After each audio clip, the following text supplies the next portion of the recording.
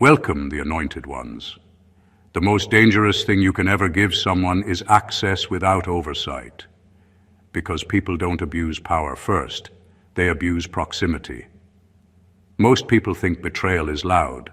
They imagine shouting, explosions, dramatic exits, and clear villains. But that's not how it actually happens. The real damage usually comes wrapped in familiarity, jokes, shared routines, and "don't worry, I've got you." That's why the truth, when it finally surfaces, doesn't just hurt. It rearranges your memory. You don't just feel wronged, you feel re-educated about your own past. Here's a quiet fact that doesn't get talked about enough. Psychologists have long noted that the people who cause the deepest emotional harm are rarely strangers. They're the ones who had consistent access to your attention, your trust, and your emotional bandwidth.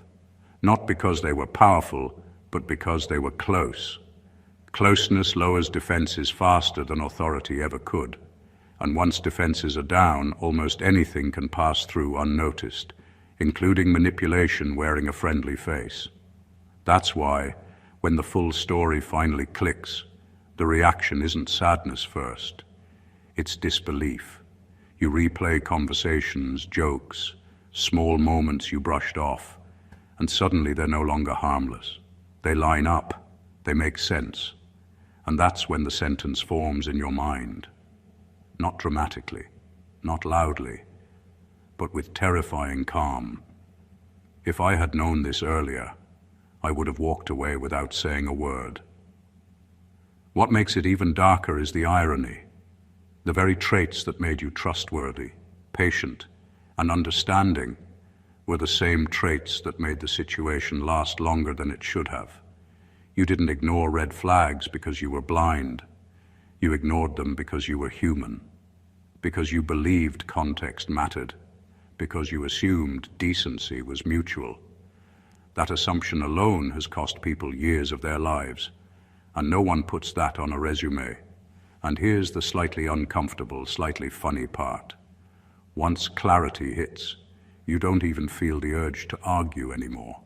No long explanations, no dramatic confrontations, just a quiet internal laugh like, wow. I was really out here giving VIP access to someone who should have been stuck in the waiting room. This isn't a story about grudges, it's a story about context. Because if you knew the whole story, not the version you were told, not the version they perform, but the unedited one, you wouldn't feel angry, you'd feel finished. Number one, they didn't misunderstand you, they edited you. What hurts the most isn't that they got you wrong. It's that they knew enough about you to change the story on purpose. Misunderstanding is accidental. Editing is deliberate. They listened closely, remembered selectively, and then retold your life with pieces missing, the parts that made them uncomfortable, accountable, or exposed. What people ended up hearing wasn't you. It was a version of you that made them look better. This is why defending yourself always felt exhausting. You weren't correcting a mistake. You were fighting a narrative that had already been packaged and distributed. Once a story is edited, facts don't land the same way anymore. Context disappears. Motives get twisted. Your reactions get highlighted while their actions are quietly removed from the frame. Suddenly you look emotional, difficult, or confusing, and they look patient, concerned, and misunderstood. That didn't happen by accident. They knew which moments to repeat and which ones to bury. They replayed your weakest days and skipped over the days you were calm, clear, and fair. They framed your boundaries as attitude and your exhaustion as instability. Editing works because it doesn't lie outright. It rearranges. And rearranged truth is harder to challenge than a blatant lie. This is also why you felt this deep internal frustration you couldn't explain. On the surface, everything sounded almost accurate, but something felt off. That's because edited stories still contain truth, just not the whole thing. And partial truth is powerful enough to convince people while still betraying you. The hardest realization is that some people don't want clarity. They want control over perception. Editing your story allowed them to stay comfortable while you carried the confusion. They didn't want resolution. They wanted dominance over how events would be remembered. Once you see this, something shifts. You stop trying to explain yourself to people who only know the edited version. You understand that your peace was never going to come from being understood by them. It comes from refusing to participate in a story that was never told honestly in the first place.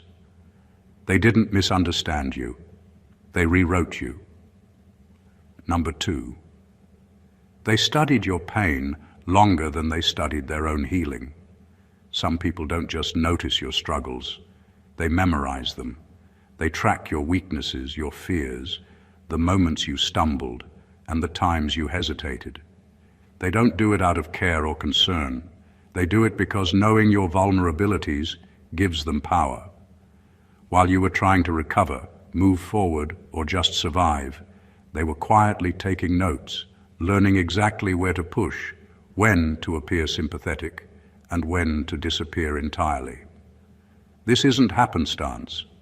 This is precision, and it's exhausting to realize that the person you trusted had a manual on how to hurt you. What makes it even more insidious is that they weren't necessarily cruel all the time. They blended kindness with manipulation, making the harm feel intermittent, unpredictable, and almost impossible to call out. You might have blamed yourself for being sensitive or overreacting because the pain wasn't constant. It was calculated. They weren't being cruel by accident. They were being cruel with the patience of someone who had rehearsed every step in advance. They knew which moments would break your composure and which would leave you questioning your own judgment. By the time the truth finally hits, you realize how much energy you wasted on trying to protect them or explain yourself. You were running in circles, defending your feelings to someone who had already decided how to interpret them. They weren't just observing, they were mapping, anticipating, and exploiting. Every weakness you exposed became a blueprint, and every moment of trust became a doorway. Understanding this changes how you interact with people forever. You stop expecting empathy where there was none, and stop giving space to those who only see you as a resource for their own comfort. You learn that survival isn't just about endurance. It's about recognizing the pattern of observation, knowing when you've been studied, and choosing not to remain an open book for someone who only reads you to manipulate you. They didn't fail to understand your pain.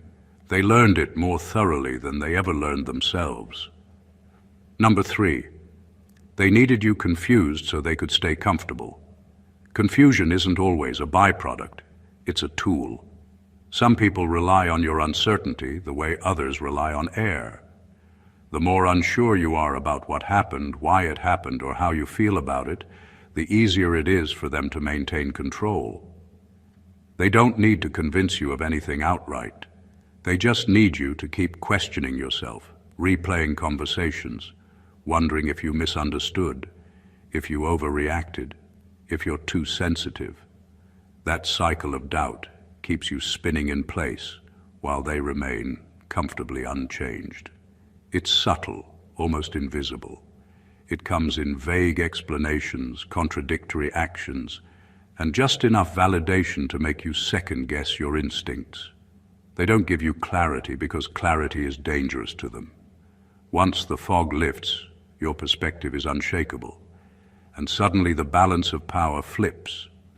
They aren't threatened by your silence, your anger, or even your departure. They're threatened by your certainty. Confusion keeps you compliant. Clarity makes them accountable. You start noticing it in retrospect. The small inconsistencies that didn't add up. The excuses that never made sense. The way they seemed offended whenever you tried to ask for clarity. Every interaction was designed to keep the story incomplete, to keep your perception in a state of suspension. It wasn't random. It wasn't because they were careless. It was calculated to preserve their comfort at your expense. Once you see this clearly, something clicks. You realize that your frustration wasn't about missing information. It was about the manipulation behind keeping you in the dark.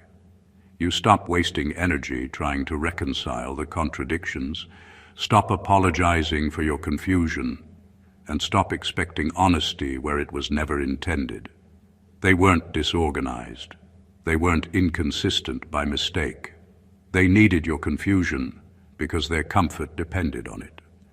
And understanding that is the moment the fog finally starts to lift. Number 4, they punished you for noticing patterns. Some people can't handle the truth, especially when it's reflected back in ways they can't deny. Every time you started connecting dots, noticing repetitions, or understanding the rhythm of their behavior, the environment shifted. You weren't overthinking. You weren't imagining things. You were seeing the structure of their actions, the blueprint they hoped you'd never recognize, and that recognition became your crime. They didn't lash out randomly. They reacted precisely to your awareness. If you noticed their excuses, they would escalate. If you recognized their lies, they would distract. If you saw the cycle they relied on to control situations, they would gaslight. Every time you started understanding, their subtle punishments followed. The goal wasn't to hurt you physically, it was to make noticing feel unsafe. Awareness threatened the illusion they had built, and the more you saw, the more dangerous you became in their eyes. This punishment wasn't always loud or obvious. It came as cold shoulders, silent treatments, passive aggression, and micro-manipulations. It came as invalidation of your perception, framing your insights as overreactions, sensitivity, or paranoia. They punished you in ways that made you question your mind, your memory, your judgment. They turned your intelligence into a liability, something to be managed, minimized, or punished for daring to exist. Over time, it becomes exhausting. You start questioning your own instincts because every time you trusted them, you were met with resistance, dismissal, or distortion. They relied on the hope that repeated subtle punishment would erode your pattern recognition, that you would stop noticing long enough for them to regain control. The bitter truth is that noticing patterns was never a flaw. It was your power, and their punishment was proof that you were seeing clearly. Every uncomfortable consequence of awareness is a signal that you've peeled back a layer they intended to keep hidden. They didn't punish you because you were wrong. They punished you because you were right, and right terrified them. Number 5, they turned your empathy into their hiding place. Empathy is a gift, but some people treat it like a loophole. They rely on your ability to understand, forgive, and see the complexity in everyone, not because they respect it, but because it gives them cover. Every time you extended patience, offered a second chance, or hesitated to call them out, they counted it as permission. Your compassion became a shield for their actions, a way to operate without accountability. They knew you would look for reasons before you looked for exits, and that hesitation allowed them to stay comfortable while continuing behavior that would have been unacceptable under scrutiny. It's subtle. They don't hit you with obvious lies or betrayals right away. Instead, they layer your own kindness into their strategy. They appeal to your fairness, your desire to see the good in people, and your reluctance to make a scene. Your empathy becomes a tool that works in their favor without them having to force anything. You give them the benefit of the doubt, and in return, they take it. The moments when you doubt your instincts or blame yourself, that's them capitalizing on your decency. The worst part is how convincing it feels in real time. They are skilled at mixing truth with manipulation, showing flashes of vulnerability or regret that make your empathy feel like the right response. You want to help them because that's who you are, but every act of care slowly teaches them that consequences aren't necessary. They don't fear your boundaries because your empathy has trained them to expect leniency. Eventually, the realization hits. Your very ability to understand became a hiding place for someone who never intended to be seen honestly.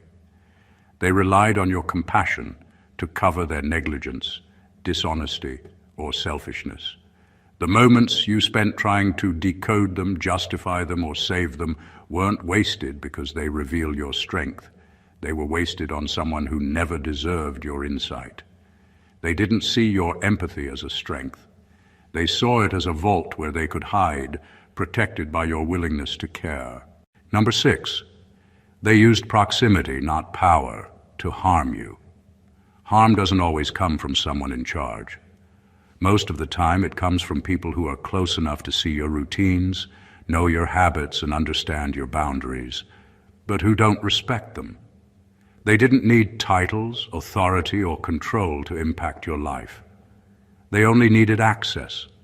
They operated in the spaces where you felt safe, in the moments where your guard was naturally down, and in the environments you assumed were neutral.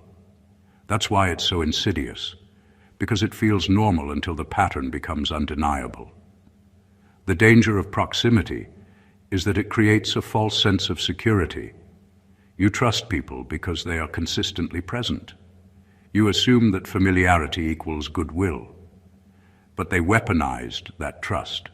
Every time you shared a detail, extended patience, or relied on them, they gained data, leverage, and influence. The harm wasn't sudden. It was cumulative, almost imperceptible at first, but devastating over time. They didn't need grand gestures or explosive arguments. Small actions repeated in the right way were enough to manipulate, undermine, or destabilize you. This is why outsiders often don't see it. From the outside, the relationship looks ordinary, even friendly.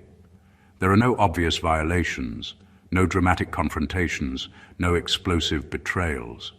The harm happens quietly, in the gaps, in the unnoticed moments. It thrives on your natural instincts to trust, to give benefit of the doubt, to assume people who are near you are aligned with your well-being. That's why, when the truth becomes clear, it feels like a shock. How could someone so close cause so much chaos?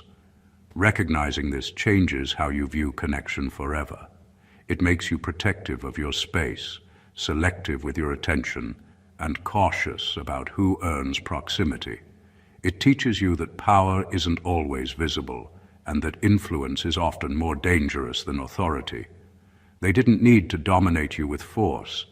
They needed access, and proximity gave them the perfect weapon. Number 7, they resented your integrity because they couldn't borrow it. Integrity isn't something you can hand over. It can't be borrowed, faked, or temporarily worn like a costume. And that's exactly why some people can't stand it when they see it in you. They resent it because it exposes the shortcuts they've taken, the compromises they've justified, and the lies they've told themselves to feel okay. Your consistency, honesty, and refusal to bend to manipulation shined a spotlight on everything they were avoiding. They didn't attack you for being difficult. They attacked you for being real in a world where they were not. This resentment often shows up in ways that feel confusing. They'll test you, push your limits, or subtly challenge your values, hoping you'll cave. Every time you hold firm, they're reminded that your strength is unavailable for them to use. That unyielding quality in you becomes a mirror they'd rather break than face. Unlike many forms of conflict, this isn't about disagreement. It's about your very presence as a standard they cannot reach. They feel exposed, not because you did anything, but because your integrity refuses to accommodate their shortcuts. The irony is sharp. Your reliability, fairness, and self-respect, which they envy and resent, are exactly what keeps you sane and balanced in chaotic spaces. Meanwhile, they rely on manipulation, bending truths, and convenience to navigate life. Seeing someone operate differently threatens them, because it's impossible to manipulate the consequences of their actions when someone else is anchored in reality.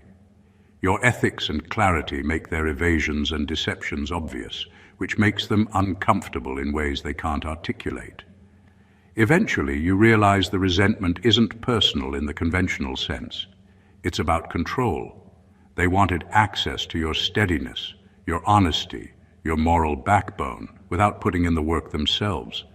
Your integrity couldn't be borrowed, or diminished, and that made you untouchable in a way that terrified them. They didn't resent you for what you did. They resented you for what you were, because they could never replicate it. And that truth shook them in silence. Number 8, they feared your memory more than your voice. Some people think the danger lies in what you say, but the real threat is in what you remember. Memories are permanent, unfiltered records of reality, and they don't require dramatics to wield. They don't fade when manipulated. They stay sharp, precise, and inconveniently honest. That's why certain people fear your recollection more than your complaints. They know that if your memory is intact, no lie, excuse, or distortion can survive scrutiny. Your memory alone can dismantle the carefully constructed narrative they spent years protecting. They weren't worried about what you would tell others because, in their mind, words can be controlled, ignored, or dismissed. But memory is different. Memory is internal evidence that can't be silenced or rewritten. Every subtle manipulation, every betrayal, every hidden motive, you remember it. And that terrifies them, because you don't need proof in a traditional sense. You already have the timeline, the context, and the awareness that they hoped you'd forget. Every casual conversation you recall, every incident you recount in your mind, becomes a threat to the story they want the world to hear. This is why gaslighting, blame shifting, and confusion tactics are so common around people like this. They try to make you doubt your own recollection, to cloud the clarity that makes you untouchable.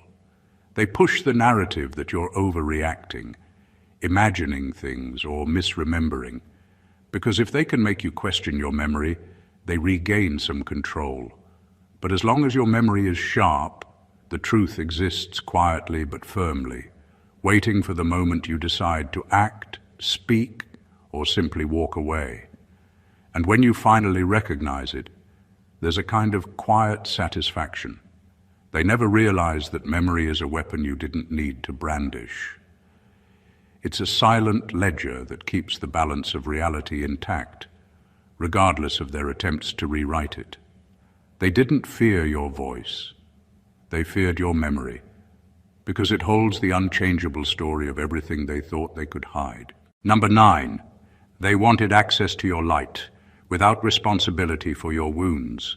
Some people love what you bring into a room, but they have no interest in what it cost you to carry it. They enjoy your warmth, your energy, your perspective, your humor, your resilience. They show up for the benefits, not the burden. They want the results of your healing without acknowledging the injuries that forced you to heal in the first place. That's why their presence feels conditional. They are comfortable as long as you stay bright, steady, and useful. The moment your wounds surface, their interest fades. They treat your strength like it appeared out of nowhere, as if you woke up one day confident, wise, and composed. They skip the chapters where you were broken, exhausted, and figuring things out alone. And because they skip those chapters, they feel entitled to the version of you that survived them. They want your patience, but not your pain, your insight, but not your boundaries, your loyalty, but not your needs. It's consumption disguised as connection. This is where the imbalance becomes clear. You're expected to show up whole, forgiving, and understanding, while your history is treated as an inconvenience. When your wounds show, they call it too much. When you set limits to protect those wounds, they call it distance. They admire your light but resent the maintenance it requires.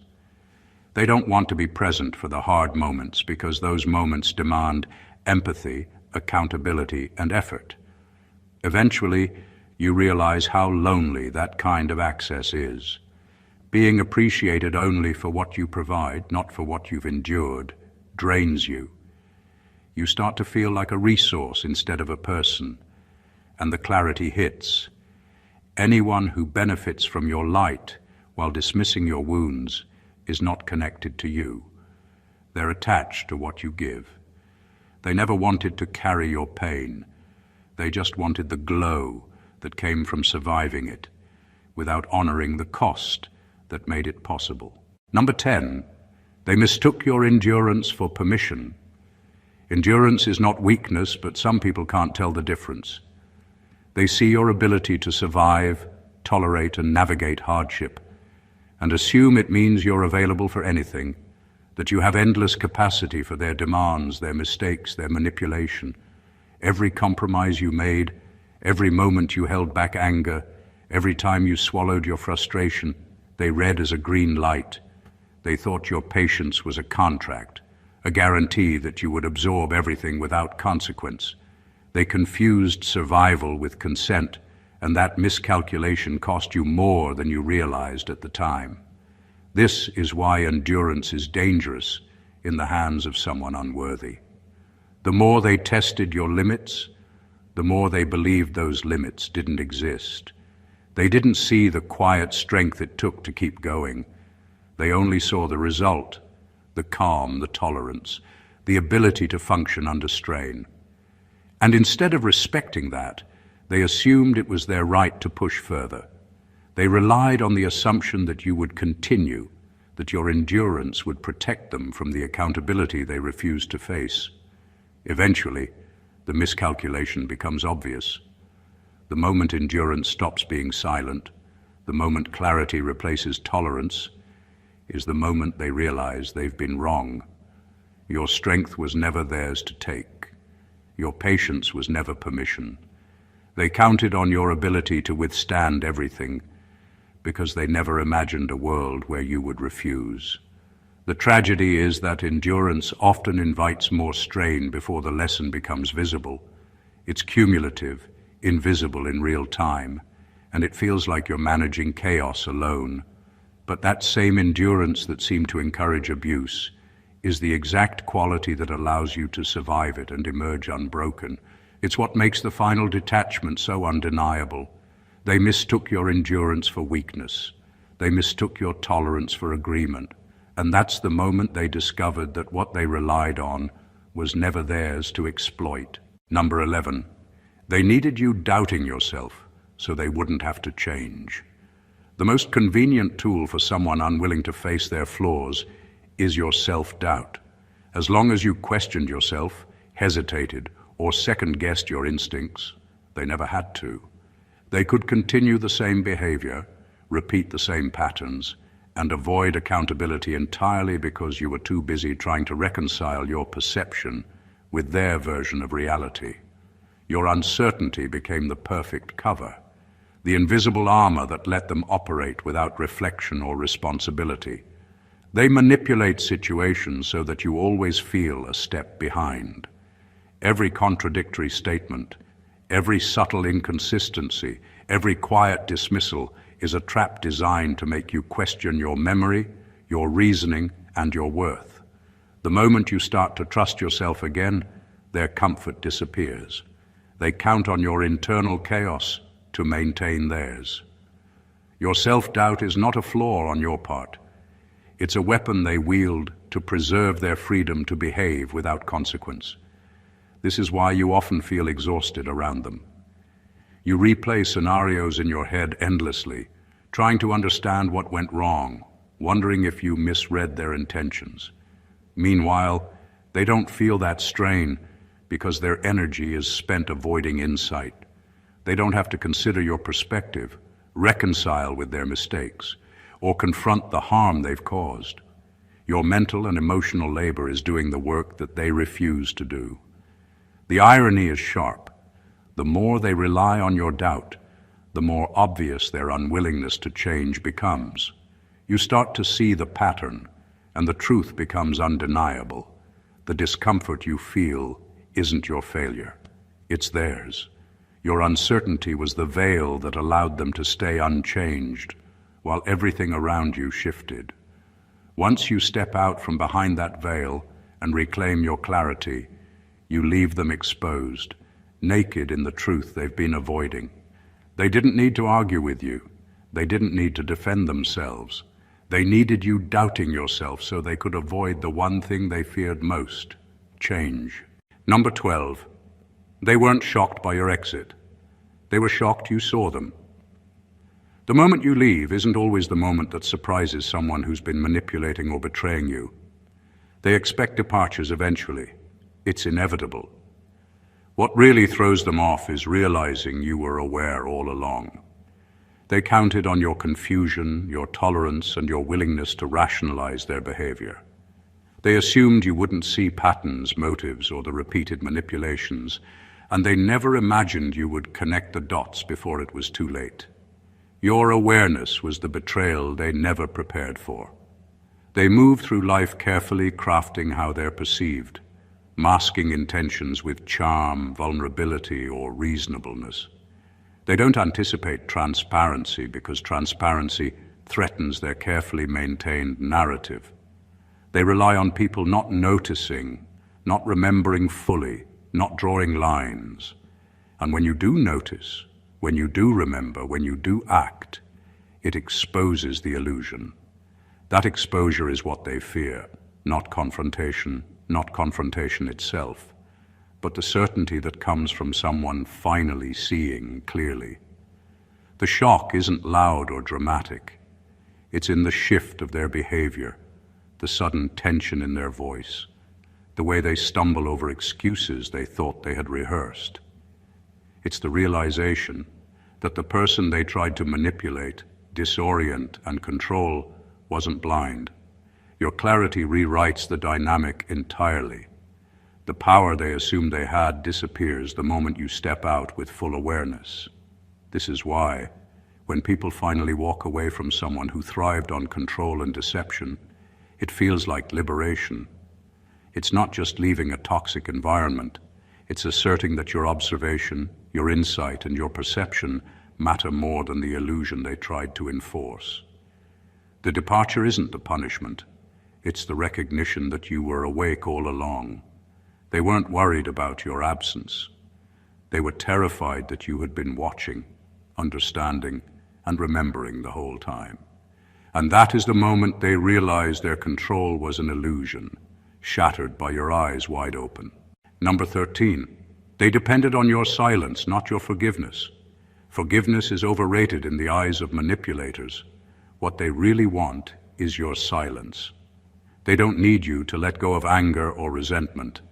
They need you to stay quiet, to keep the truth hidden, and to maintain the illusion that everything was fine. Your willingness to speak up threatens the story they've spent time carefully constructing, so they rely on your discretion, your patience, and the hope that you'll internalize the harm instead of exposing it. Silence is the only thing that protects them, and they depend on it far more than any act of forgiveness you could offer. Every act of suppression, every time you rationalized their behavior or shrugged off their inconsistencies, reinforced their sense of security. They know that forgiveness alone doesn't erase facts, but your silence does. As long as you stay quiet, their actions can be retold, reframed, or erased in public perception. You holding your tongue becomes a cover for their truth, a shield that allows them to operate without facing consequences. They're not concerned about your emotional healing. They're concerned about the narrative they've built that keeps them comfortable. This is why speaking out feels like such a radical act. It's not about revenge, loud confrontations, or dramatics. It's about reclaiming what they assumed they could control.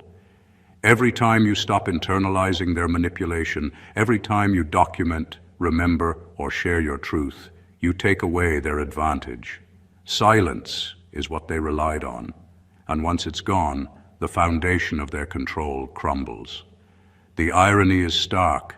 Forgiveness often keeps people trapped in cycles of abuse, but your voice liberates you. They counted on you to absorb, excuse, and forget. They didn't anticipate that eventually you would recognize that your silence was their greatest weapon and choose not to hand it over. They didn't rely on you letting go of anger.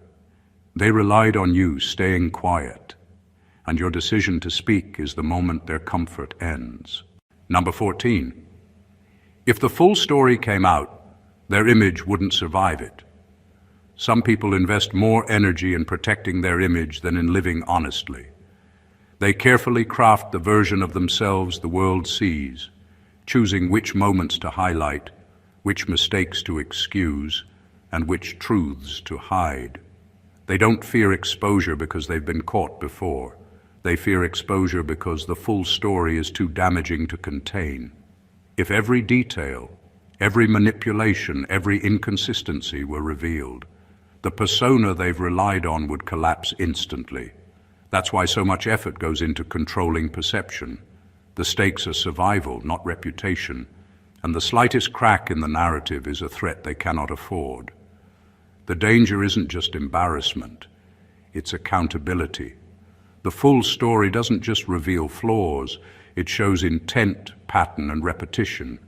Every lie, every manipulation, every betrayal becomes undeniable, connected, and impossible to dismiss.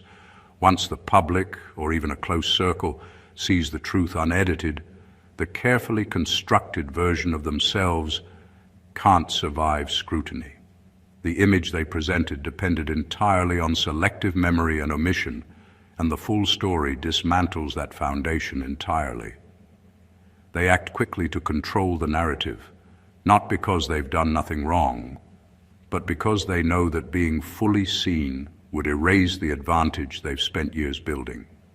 Every attempt to rewrite history, discredit your perspective, or justify their behavior is a desperate act of damage control. They understand at a fundamental level that exposure equals consequence, and consequence equals collapse. This is why clarity in your own perception is so dangerous to them. They fear not your anger, your complaints, or even your departure. They fear the truth remembered, documented, and shared. Your recognition of the entire story is the ultimate threat, because it doesn't need dramatics to have power. Its existence alone shatters the illusion they've carefully maintained. They didn't fear judgment from the world. They feared the world seeing what they truly were. And if the full story came out, the image they spent a lifetime polishing would be gone forever. Conclusion. If you've followed this story closely, the truth becomes impossible to ignore. What seems like ordinary behavior, minor betrayals, or simple misunderstandings was never ordinary. Every detail, every interaction, every silent calculation was part of a pattern that wasn't just meant to inconvenience you. It was designed to control, manipulate, and keep you from seeing clearly. From rewriting your story, to studying your pain, to weaponizing your empathy, every move was strategic. They counted on your endurance, your patience, and even your forgiveness to shield themselves from accountability. And through it all, they believed your silence would protect them, your confusion would comfort them, and your memory would fail before their actions were exposed. But here's the undeniable truth. You saw it. You noticed. You endured. You remembered. You questioned. You stayed alert when they assumed you would collapse under the weight of their deception. And every tactic they used to manipulate or control you only proves one thing. Your clarity was always the threat. The moment you recognize the full scope of what was done, you step out of the narrative they tried to trap you in. You stop giving power to people who never deserved it, and you reclaim the story of your own life, unedited and unbent.